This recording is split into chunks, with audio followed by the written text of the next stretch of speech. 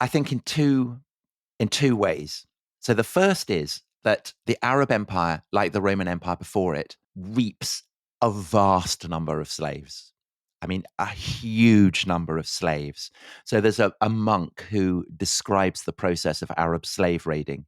And he writes, annually their robber bands went to distant parts and to the islands, so that's the islands in the Mediterranean, bringing back captives from all the peoples under the heavens. This is not an exaggeration. So huge numbers of Persians are brought to the slave markets of Kufa and Basra.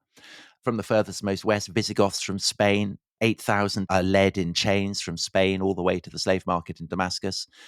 When the Arabs cross the Pyrenees, they're rounding people up there and sending them off to the slave markets as well.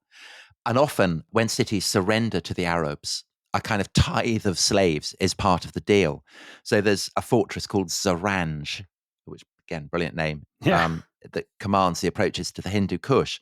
And it's agreed as part of the terms of the surrender of the people of Zaranj that every year they will deliver up to the Umayyad court 1,000 of their most beautiful boys, and each one will hold in his hands a golden cup.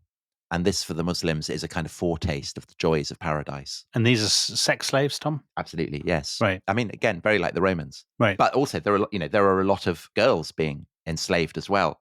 And so Abdul Malik, builder of the Dome of the Rock, terrible halitosis, was said to be able to kill a fly with a single blast of his breath. He said of the sheer range of different kinds of girl that you could have. He defines them culturally. He says that if you wish to take a slave girl for pleasure, then take a Berber slave girl. If you wish to take one as a domestic servant, someone who'll do your housework, take a Roman. And if you wish to have one that will give you a child, then take a Persian. So again, this idea that the Persians are particularly good at breeding continuous bloodlines. Is that because the Persians are the most prestigious in the Arab sense? There's this the most high status empire, would you say? Well, because they've conquered it completely, it means that the Persian aristocracy are there